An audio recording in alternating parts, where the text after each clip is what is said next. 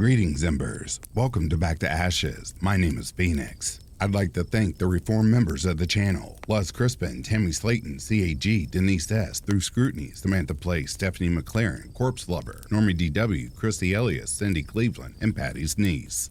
If you would like to learn how to become a member of Back to Ashes or would like to buy me a coffee as a special thank you, both of those links can be found down below. Also, if you are new here and enjoy what you are hearing, or you've been here and haven't done so yet, please don't forget to subscribe, like, share, and comment. Not only does it help the channel, but it reminds you of every time I upload a video. With that being said, it is time to go back to ashes. For once we arise from the ashes, we are a bigger, brighter, stronger, and a happier person in the morning. Sit back, relax, kick back, grab a snack, or tuck in and get warm, and prepare for this dose of vocal melatonin entitled True Backwoods Creepy Stories. Right after this intro and ad will play, I'll read the first story an ad will play, and after that there will be no more ads within this video.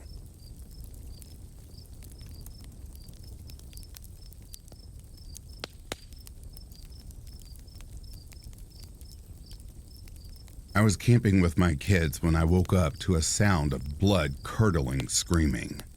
It was my own kids screaming. They were pointing at the tent door. The zipper was unzipping, and a tiny hand came in and was trying to pull my backpack out. I forgot there were raisins in it. Raccoons. My kids were terrified of raccoons before this happened, so their screaming was intense. They calmed down after a couple of minutes, and I expected to hear someone shout, "Everything okay over there?" or for a park ranger to walk up, because there were lots of campers in the sites nearby, and my kids were screaming bloody murder, like straight from a horror movie screaming. But no one checked on us. I imagined maybe they were all laying there too scared to move in case they were the next ones to be murdered, and that maybe they are still wondering about the screaming ghosts or unreported murder to this day.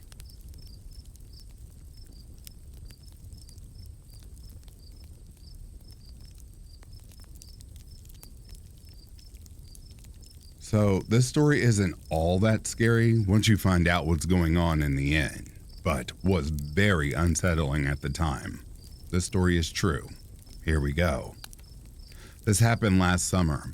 My husband's best friend flew out from LA to visit us in rural Iowa. My husband grew up in LA, but I was raised here, and this is where we decided to settle down. We wanted to give our friend the full rural small town experience. And one thing you don't realize when you're from the city is how completely pitch black it is out here, with no street lamps or city lights to illuminate the night. It's something my husband commented on when he first moved here. There is a dense forest that covers several square miles just outside of town. It's a protected wildlife reserve. There are a lot of legends about this forest being haunted because it was the site of a bloody battle between Native American tribes and also a burial ground. The creepy old stone tower and dilapidated amphitheater in the middle of the woods are said to be especially haunted. There's also a pond in the heart of the forest that the locals referred to as Dead Man's Lake because somebody drowned in it several years ago and the body was never recovered. I'm not sure if it was an accidental or if it was a suicide. I've heard many different renditions of that story. I don't believe in ghosts, and I'm not afraid of the dark or the woods, but my husband's friend does. This park technically closes at 10 p.m., but we decided to risk it and took our friend into the forest at midnight, on a moonless night that is. We visited the tower first. I'd never seen it at night, and the sight of its black silhouette against the starry night, surrounded by gnarled, dead trees, was an unsettling one that set the mood for the rest of the night. After a little convincing, we got our friend to follow us into the tower, up the old creaky spiral staircase. We spent some time surveying the surrounding scenery and enjoying our view of the clear night sky from the tower's rooftop lookout. The view was magnificent, and I thought it looked magical, but our friend just seemed to be getting more nervous by the second. We hiked back down the long dirt trail to the car, but kept hearing what sounded like footsteps coming from the trees on both sides and from behind us. Our friend was scared it could be something paranormal. I was worried about drug dealers or meth heads, since there's a large population of sketchy people and frequent meth lab busts in this area. My husband and I had our 9mm pistols strapped to our belts, but we didn't want to have to use them. We picked up our pace back to the car and drove further into the forest to the place where the trail to the old amphitheater begins. Our friend was really on edge now, since the trees are much denser in this part of the forest and it is incredibly dark. We convinced him to follow us down the steep, rocky trail to the amphitheater. When we arrived, I noticed a tall structure standing in the center of the amphitheater that has never been there before, but it was too dark to tell what it was. I'd been using only the light on my smartwatch to guide my way, so as not to ruin the eerie illusion created by the inky darkness of the forest with a flashlight beam. At this point, even my husband was becoming uneasy and wanted to turn back, but I had to know what that mysterious object was, which had appeared in the last 2 days since my last hike to this part of the forest. I carefully made my way down into the center of the arena and drew closer to the structure, my husband and our friend following closely behind. When I was a couple feet away from the object, I lifted my wrist to illuminate it with the light from my watch, and I felt a sense of dread and fear instantly wash over me. Standing before me was a 10-foot-tall wooden arch wrapped in red silk and adorned with animal bones and red roses. The skull of a deer with massive antlers was mounted at its peak. The similar object that sat lowered to the ground that I hadn't seen before looked to be some kind of stone altar. Suddenly, the rustling noises coming from the forest on all sides that I had previously chalked up to be animals or the wind seemed much more threatening. My first thought was that a malicious cult or band of Satanists were lying in wait to sacrifice us to a demon, as ridiculous as that sounds. But in that moment, it seemed possible and likely. All three of us jumped and turned toward the direction of our car when we heard a car door close and saw the faint glow of headlights peeking through the trees. We rushed back up the trail, expecting to find some crackheads attempting to break into our car. We didn't know whether to be relieved or apprehensive when we saw a DNR truck parked next to our car, and the officer scanning the trees with his flashlight. He greeted us and asked what we were up to. We told him that we were showing our friend around, and he informed us that the park was closed. He noticed our firearms and asked for our permits and IDs, which we gave him. He went back to his truck to run our info and returned minutes later with an $80 ticket for being in the park past closing. After that, we spent about 15 minutes having a friendly chat with the officer when he asked, "So, what's the amphitheater like at night?" I told him it was really creepy and proceeded to describe what we had witnessed. The officer chuckled at the terrified looks on our faces and told us that a Wiccan couple had rented out the amphitheater for their wedding tomorrow and had been by today to decorate. So, a bit of a disappointing ending. I was relieved at first, but also disappointed. I plan to return to the forest on another dark night, but this time I'll go alone. And I'll go in on foot so the DNR can't find me.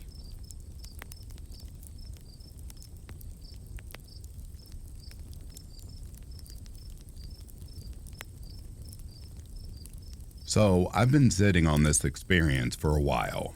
I guess just not wanting to make a big deal out of nothing. But after reading some of the stories here and on other related websites, I would really like an answer to what I'm experiencing. Back in about March of this year, I went camping with a friend, my boyfriend, and 3 dogs.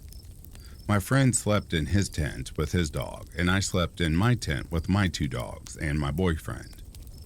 My friend's tent was about 30 feet away from ours, and we were camping in the North Georgia mountains off of an old Forest Service road. We were right next to a creek. For context, I'm an experienced backpacker and am familiar with the usual nighttime sounds like rustling in the leaves, sticks breaking, cicadas, etc. I have a lot of experience camping by myself, so it's rare that I get spooked out by anything other than another human nearby, as I'm aware of the dangers of traveling solo as a woman. However, this particular night, I wake up in the middle of the night with a sense of absolute dread I've never felt before. I check my phone and it's about 3:30, maybe 4 a.m. I really had to use the bathroom and was debating on whether I wanted to try to put my hiking boots on and venture outside to go, or just try and hold it until daylight. I didn't want to wake up the dogs. Maybe if they heard me putting on my boots, they'll likely want to go outside to go to the bathroom as well. I'm still in the tent. That's when I noticed it. It's almost like a hum, but not in the pleasant way where it's a tune or anything like that. It's a low-pitched hum that was reverberating throughout the campsite and forest and through my body. It had two tones. It started with a relatively higher pitch and would switch to the relatively lower pitch after a period of time.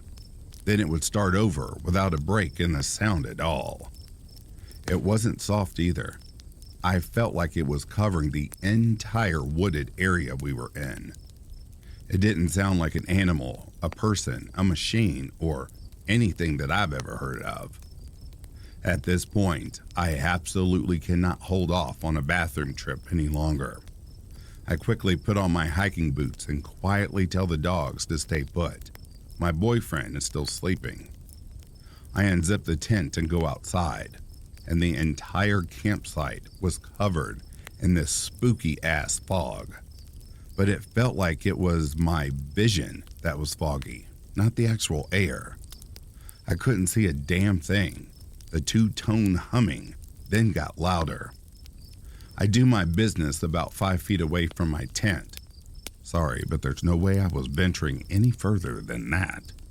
And quickly noped the hell back into my tent and buried myself into my sleeping bag with a sweatshirt over my head to try and drown out and ignore the humming. The dogs raise their heads and growl a few times throughout this experience, but that isn't unusual for them when camping.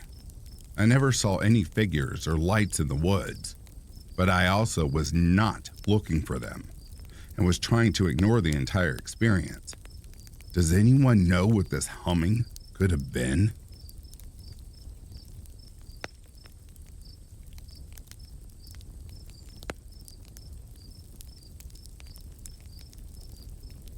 All right, brief background.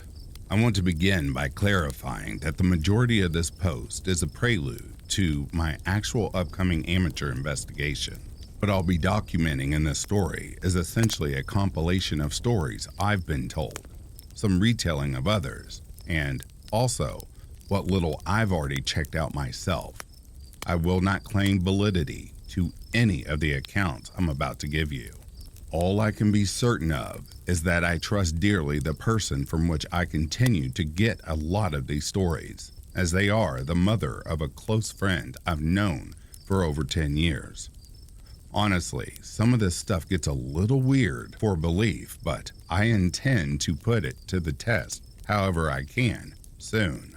The place I call my hometown and current town is a Kentucky county comprised of old coal mining towns that at one point had a bustling economy. Let's call it Arling. Unfortunately, coal mining died a slow and painful death, and so is my home. This saddens me greatly. Arling is one of the most beautiful places I've ever seen, nested into the heart of one of the oldest mountain ranges on Earth. The Appalachian Mountains have a tangible natural spirit to them, I also believe they are host to a variety of things we do not understand. I, along with my girlfriend and roommate, often hike old trails around the country in hopes of finding interesting sights to see. We are always looking for somewhere neat to hike far out into the sticks. I had a friend of mine ask some of his work buddies if they knew of any rural pathways to test out. One of them mentioned that his father had hiked a path ascending a mountain beside what we call the Old Lake, and that the place scared him to death. The Old Lake is a part of a forsaken WMA, Wildlife Management Area, about 10 miles outside of town toward the state lines at the base of Mount Mason. The government property lines only go so far. Beyond that, it's private property owned by a local wealthy family, presumably abandoned as well. The man's father told of how he had once hiked along the ascending trail that follows the creek from the lake and up into the mountains past the WMA boundaries. I would refer to this trail as Lonesome Creek. The man crested a hill and prepared to briefly rest upon a flat spot. He quickly took notice of a shady campsite that had evidently been set up on the flat for some time. The site was unremarkable at first glance. Nothing there but a fire pit surrounded by wooden chairs. But he could just barely see something else beyond the tree line. It looked as though someone haphazardly poked big sticks into the surrounding forest. A closer look revealed that what it was looking at were pikes, staked into the dirt and adorned with severed cat heads. The man's hair raised up as he felt something out there put his eyes on him. He quickly put distance between himself and Lonesome Creek and never again so much as visited the Old Lake. After hearing this story, it dawned on me that I had been told something similar years ago. This story, too, implied possible ritualistic activity on Mount Mason. As it goes, a mutual friend and his cousin had taken their ATVs on Lonesome Creek at night. Sometime into their ride, the pair spotted a makeshift sitting area right in the middle of the trail. It was shabbily constructed with a few chairs as well as something like a preacher holds his Bible on. A pulpit, I'm assuming.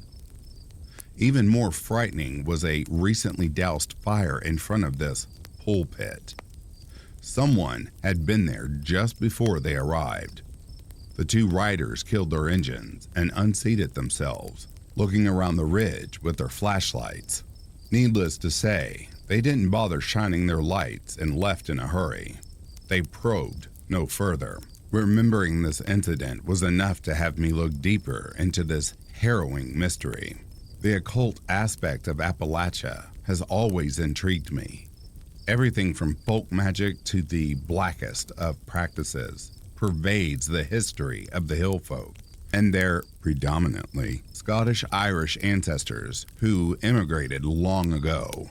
In the spirit of curiosity, my girlfriend and I took a midday ride up to the backside of the Old Lake, opposite from the frequented dockside where families boat and fish. The road was in rough shape, and upon arrival, it was obvious from the massive amount of trash that the Department of Fish and Wildlife had long abandoned this WMA. We walked up to the seemingly well-traveled path against the downward stream of the titular creek. After reaching the marked end of the WMA, approximately 0.5 miles in, we decided it was wise to go no further. The sheer seclusion of the place pulled me in, but I needed to take time to plan carefully and gather up a few willing folks to walk along the old Lonesome Creek Trail. A quick check of Google Maps confirmed the garbage-ridden lakeside to indeed be the bottom of the trail. The path appeared to follow the creek up to a massive rocky ridge that wraps around the side of Mount Mason, leading to an overview of the newer, larger lake a few miles over. Finding out where to go was simple enough. I suspected that getting there would not be as such. Exploration. The following Saturday, I managed to gather and prepare 4 of my friends with which to set out to the old lake. 2 of us came with firearms. The other 2 brought knives and mace. Confident yet anxious, we left the dirty lakeside and headed up parallel to the creek. The lower part of the trail was lined with large jutting rocks that formed caves below and continued up the mountainside. These enormous jagged pieces seemed to have fallen long ago from the massive ridge above, which topped Mount Mason like a crown. Past the caves and closer to the lowest part of the ridge, the trail aligned to a rocky old creek bed, now diverted and empty. We stopped to rest at the bathroom of a switchback, now at a high enough elevation to be cradled by a lower portion of the ridge overhanging the trail's connecting elbow. After some respite under the stone's shade, we began our ascent to the top. The path soon wound away from the creek and continued to repeatedly switch back and forth up the side of a steep, stunningly green hill. Studded into the landscape were small scattered stones lain upon by long fallen trees, all covered in moss of a believably ancient color. From this point on, the trail was faint but identifiable. Despite the trash at the trailhead, this high-up forest looked absolutely untouched. After mounting the hill, we wound through thick growth made of a tree I have never seen. Low-hanging branches of a round profile surrounded the thin trunk, appearing like a cross between a weeping willow and an acorn tree. Besides that, there were quite a few other types of foliage I had never seen before. Once atop the hill, we finally checked in on Google Maps to see how far along the trail we were. To our dismay, we were pinpointed way off the trail on the map. This startled me considering there was only one visible trail along the whole path. What was even more startling is that we ended up on a trail not listed by Google Maps. Admittedly, this wasn't too worrisome since the pathway was fairly defined, despite not seeing much action. We assessed that we should make the best of the situation anyway and pressed on a little further to make good use of the remaining daylight. G-Map showed that we were near a rock crawling or ATV tourist attraction on the state line called Hole in the Rock, a wagon tunnel that cut through the mountain's crown near the top. However, the last and only check-in for the area was 5 years prior. Apparently, we had found ourselves on an old wagon trail stretching from our side through the tunnel and into the next on the other side. The place was old, for sure. Exciting was the notion of trekking through an archaic commerce road, passing the old Native American land of Mount Mason. Interesting stuff. We resolved to find the wagon tunnel and descend before dark, but we did not make it there in time before having to turn around. I'll go ahead and tell you that nothing exciting happened, about which I am both disappointed and relieved. After hiking back down without incident, as expected, we left behind the old lake. It was hard not to dwell upon the chilling isolation felt at Lonesome Creek. The land was empty and quiet, not at all marred by frequent travel. I'm deadly serious when I tell you that this place had a very different energy that your typical nature trail has. It evoked an unsettling combination of serenity and oppression. I found it to be the perfect place for strangeness in the primordial wilderness. Lonesome Creek seemed as isolated from the rest of Arling as Appalachia is to the rest of America. It can be easily ascertained that isolation of the spirit would certainly breed desolation of the soul. Investigation. Yesterday, I rang up a lady, we will call her Marla, whom I've known for quite a long time. Marla has been investigating the weird and wild for almost 20 years and has written a few books about local Kentucky myths, folklore, and paranormal stories. She has, with her own resources, even helped find and identify of an early 20th century cold case victim. Conveniently enough, it just also happens that she and her family live about a mile from the old lake. I knew that if anyone could point me to something, it would be Marla. To be quite honest, I did not expect the volume or magnitude of some of the things she told me on that phone call. I have no bias toward the truth of the two stories I've already recounted. This is different to me. I believe this woman with everything in me, and I do not consider myself naive. I will relay to you the information she has given me, which consists of her own experiences as well as the accounts of her family members. I will do my best to tell them faithfully. When Marla married and moved to the Old Lake Road, it seemed nice enough, rural and quiet.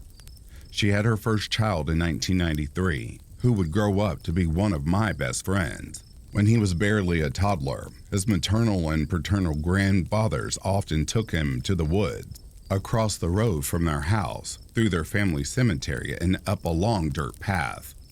One day, Maria received a call from her father, asking her to tell her father-in-law, who lived on the same property as Marla and her husband, not to take her son into the mountains that day.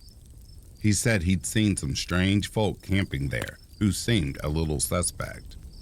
Her father must have been pretty concerned because later that evening, the state police showed up at the cemetery. The authorities informed Marla that they had to run off some people up on the mountain, that they appeared to be trying to set up a site to regularly meet and loiter for whatever purpose. Before leaving the cemetery, the policeman she was speaking to told her plainly, "Between me and you, they are doing some strange things up there." When pressed, he could not say, just shook his head and declined to answer. About a year later, Marla got the gall to go with her husband up to where the police ran off the loitering creeps. She claims to have found small animal bones scattered around a clearly once established site, and a concrete slab fitted into the dirt and etched with what she described as obviously evil symbology.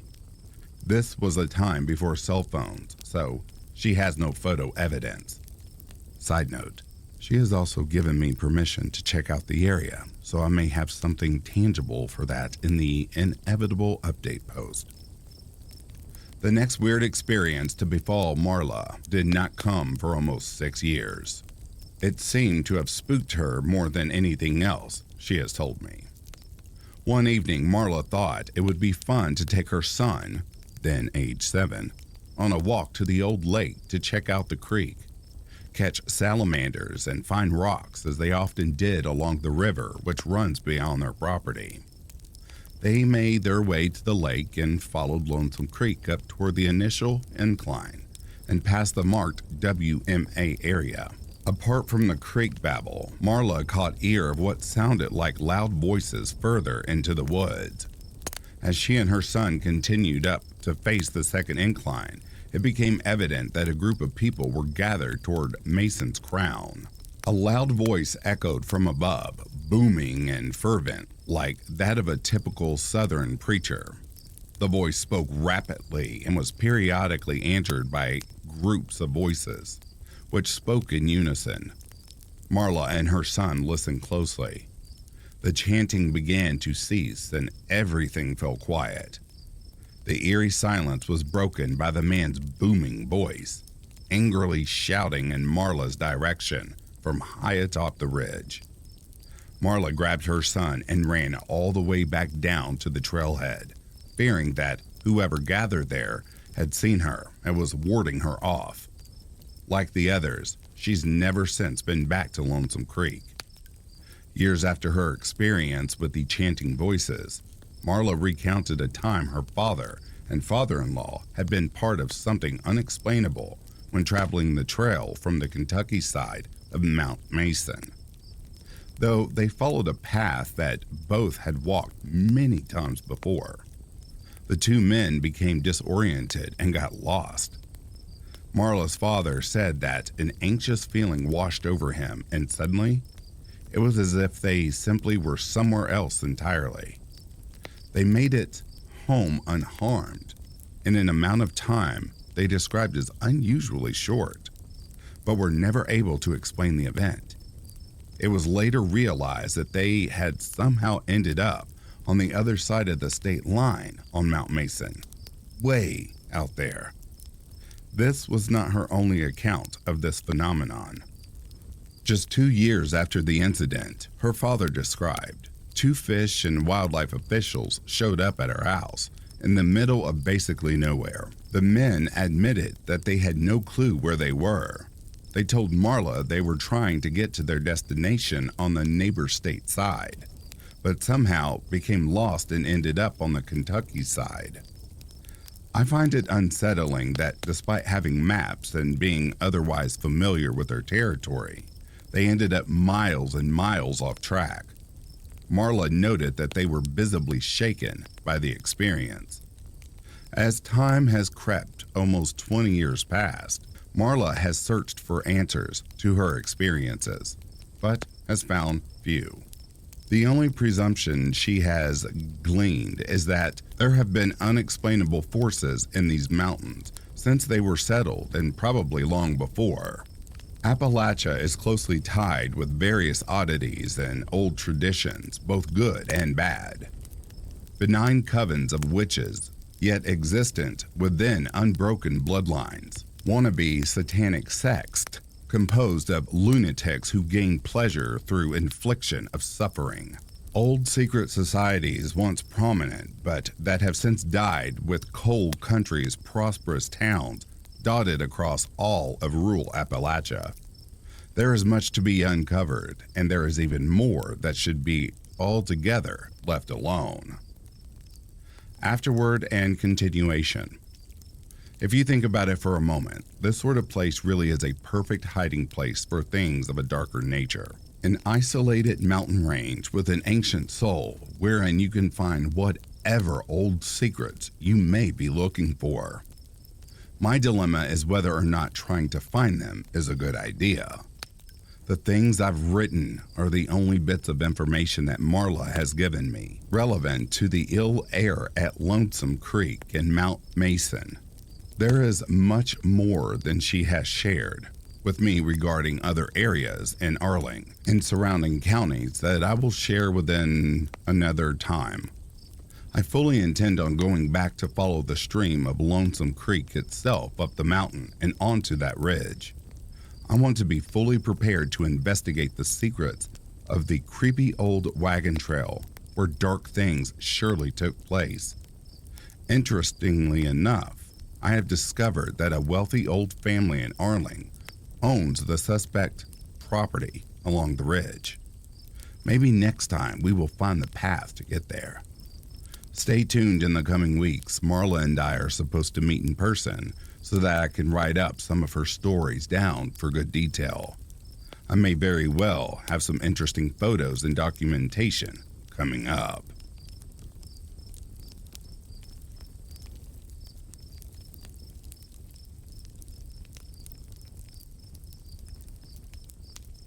This next story has 2 parts. I will start with part 1. I used to work on the north slope of Alaska in the oil industry. The work we were doing required us to travel far out into the Alaska Petroleum Reserve, which is basically just untamed tundra wilderness for hundreds of miles. The oil companies would build these long ice roads in the winter that would lead to exploration drilling pads. Our job was to go out after they finished the initial drilling and test rock formations for their oil producing qualities. It was mid-January. The sun hadn't quite come up yet. And when I say the sun hadn't come up, I mean in almost a month and a half.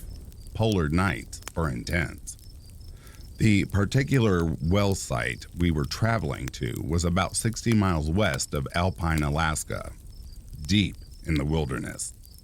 Our job took a week, but we finished and we were headed back to camp to finish our hitch and go home. At the beginning and end of the ice roads are guard shacks that you have to check in and out of for safety. No cell reception and radios work only up to a distance. If you don't check in or out in a set time, they come looking for you to ensure you are not a popsicle. It was about 4 in the morning, not that it mattered in the land of endless night, and we were halfway across the ice road.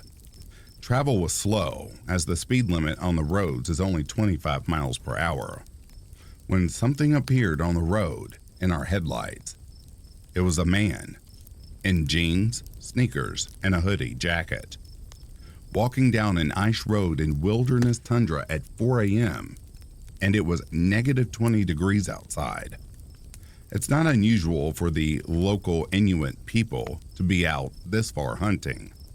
Maybe his snowmobile broke down and he's trying to get back to the guard shack? That seemed plausible. He didn't acknowledge us as our tracks rolled up next to him. He just kept shuffling forward. He didn't seem cold.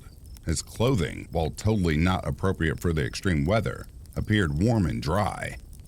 We also noticed he wasn't Inuit, but Caucasian. I rolled down my window and asked if he needed any help and if he was okay. He still didn't acknowledge us, just kept shuffling forward. His face was completely blank, devoid of any thought or emotions. The other guys in my truck suggested that maybe he was in an accident and in shock. I continued rolling my truck alongside him as he trudged down the road, still trying to get his attention. Even in this extreme cold, I could occasionally get whiffs of a peculiar smell coming off of him. He smelled acidic, if that makes sense.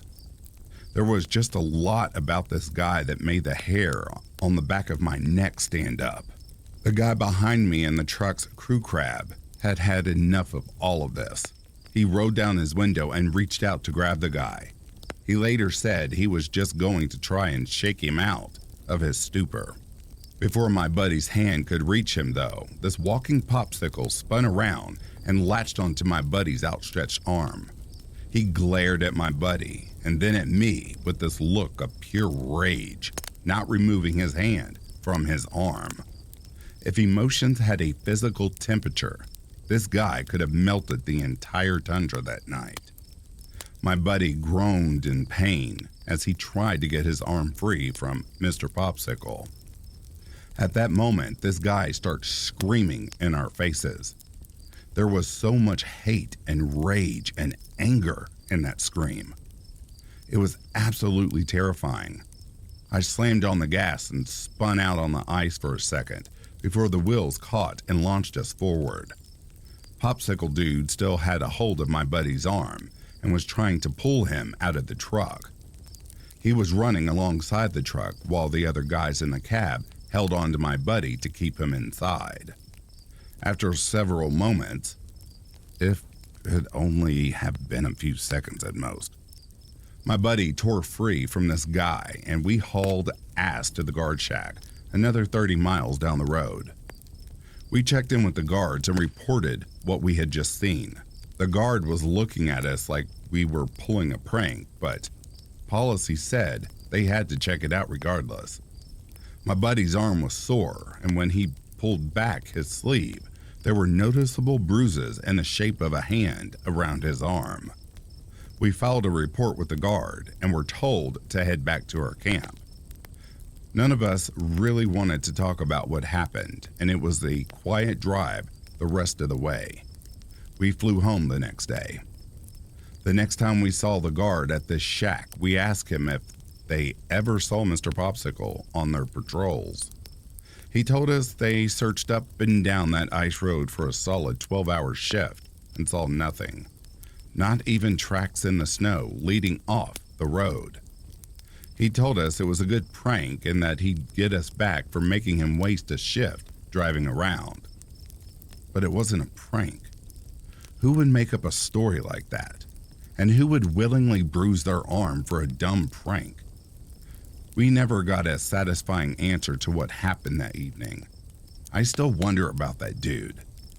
If he even was a dude.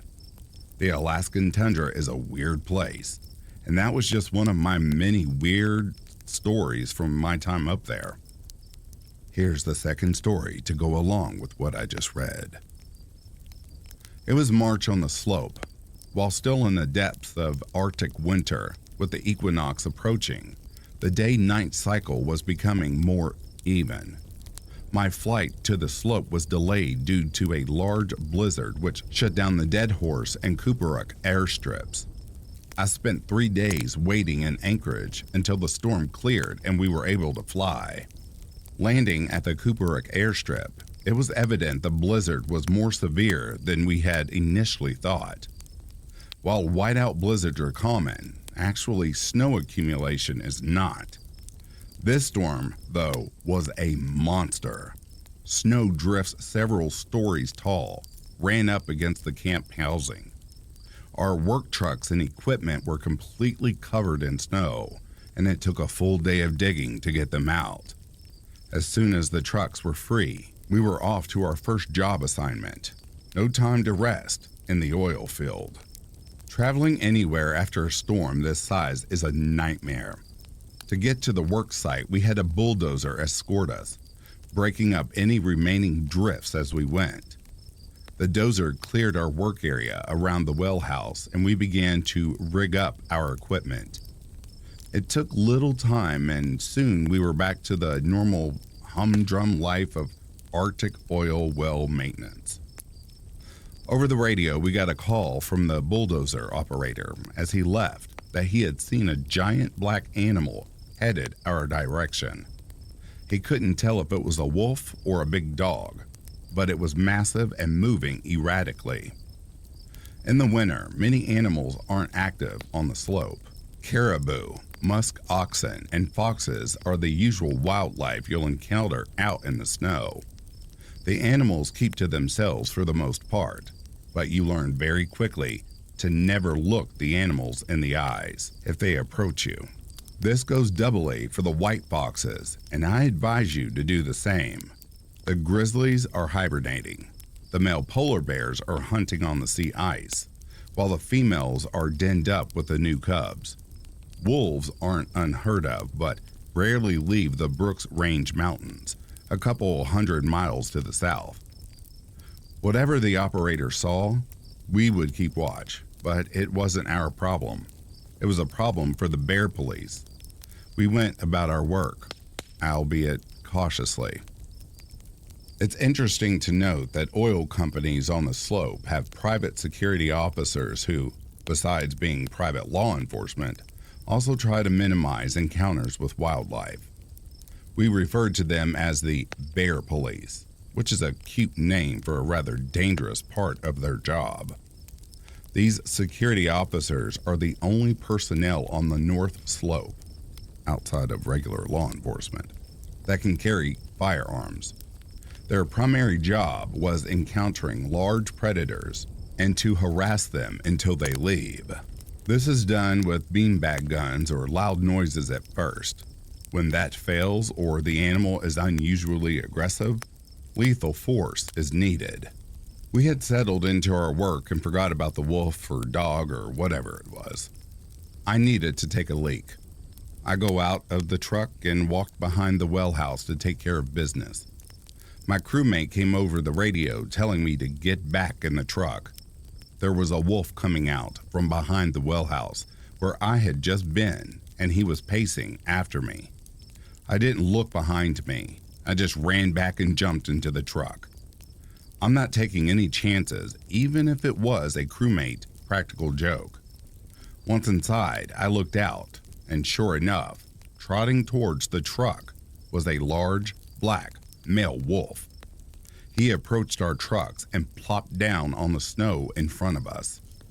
This wolf looked rough, even by wild animal standards. The right side of its face was mutilated and deformed, missing his right eye and most of his skin and lips on that side of his head. The wound exposed large white teeth, giving him the appearance of a wide, crooked smile. He didn't appear aggressive, but he didn't take his good eye off of us either. That one good eye was bright red in appearance. It was eerie. The way he sat there staring, watching, waiting. We radioed the security officers for help, and like a speeding bullet, they showed up 40 minutes later. That whole time, waiting, the wolf never diverted his attention from us. If I hadn't seen him breathing, I would have assumed it was a statue. The security officers arrived and took some pictures for their reports, then began the process of driving the animal back out into the tundra. Truck horns didn't startle him. He didn't even flinch. Charging him with their truck did nothing either. They then took aim with a beanbag gun and hit him square in the ribs. The wolf let out a yelp but didn't get up or move from his spot. The next beanbag hit him in the head, and that jostled him enough to get up and leave. Security told us to call back if we saw the wolf again. They seemed confident he would move on and not be a bother anymore. The sun was setting and our job was still hours from wrapping up. Working a 13 to 15 hour day isn't unusual. You either get used to the long hours or you find another line of work pretty quick. I was running the computer equipment inside the truck and weird data was coming back from the tools down in the well. They were blanking out and losing signal, or they were reporting data backwards.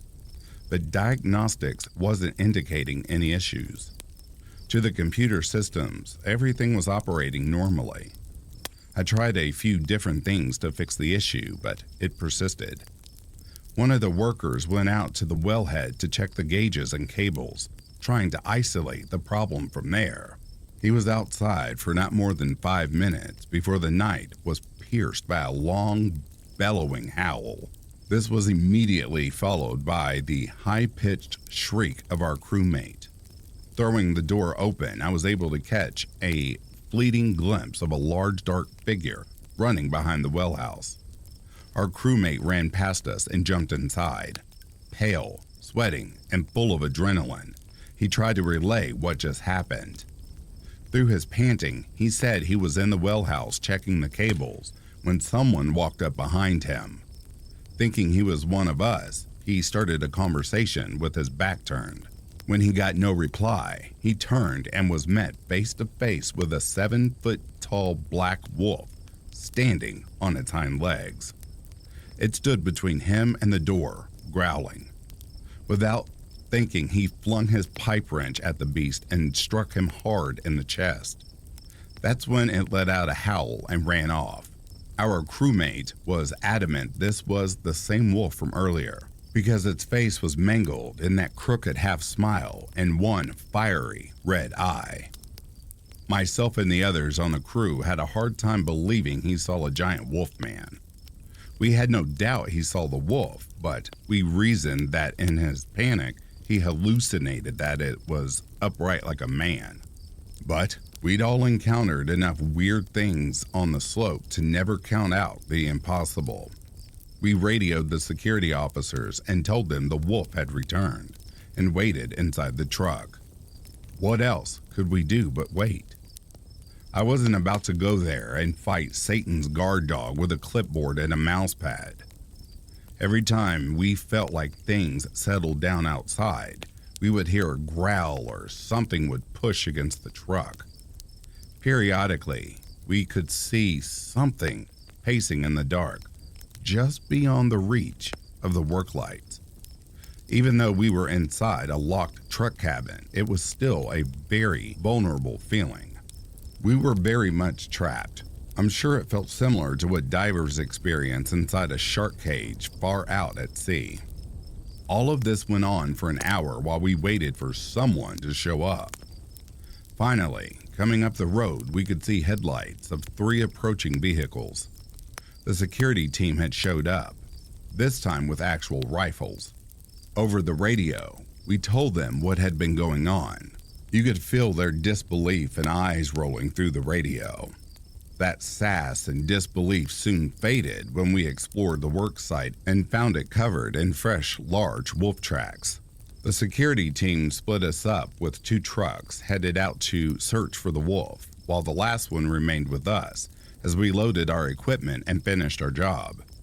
We didn't hear or see anything else that night as we cleaned up, but we sure did keep our heads on a swivel. The security officers didn't find the wolf that night. A set of tracks left off the work site and out into the open tundra. The officers commented that the tracks looked weird. This was due to them only seeing the back paw prints in the snow. The last security truck escorted us back to the main camp, while the others continued their search into the night. For the following week, various reports came in across the oil field of people seeing this mangled black wolf during the day. And at night, reports kept coming in of a black beast walking upright and harassing or cornering workers. Security seemed to always show up minutes too late. During this time frame, many of the Alaska Native workers were getting nervous. One of our friends in the camp workshop was from Nuiqsut, a small Inupiat village just west of the oil field. He told us it sounded exactly like a Ijirak, a shape-shifting creature that can take the form of any Arctic animal while it hunts. He said it was obvious as the wolf was a normal, albeit deformed, animal in the daylight, but transformed into an upright monster after nightfall. The Ijirak are thought to be Inuit hunters that traveled too far north and became stuck between the world of the living and the dead.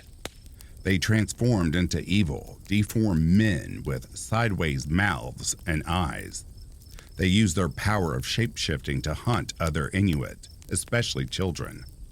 The Inupiat are weary of wild animals for this very reason. A week following our encounter, the security team was able to corner the wolf on a remote work site. It had attacked and trapped 2 welders in their trucks. Both workers had superficial cuts through their snowsuits, but were otherwise fine. Having no other choice, the wolf was euthanized on the spot. Security shot the wolf once, and instead of dropping dead, it charged the officer that shot it. The wolf took 3 more high-powered rifle shots before it eventually collapsed at the feet of the officer. Even then, paralyzed in the new crimson snow, the wolf was still growling through its crooked, wide smile. After several minutes, it finally succumbed to its wounds. The wolf's body was taken to the University of Alaska Fairbanks for dissection and examination. Out of the facial deformities and gnarled appearance, the biologist concluded it was an ordinary wolf from the Brooks Range Mountains. How it got hundreds of miles from home and why it stayed on the tundra is still a complete mystery.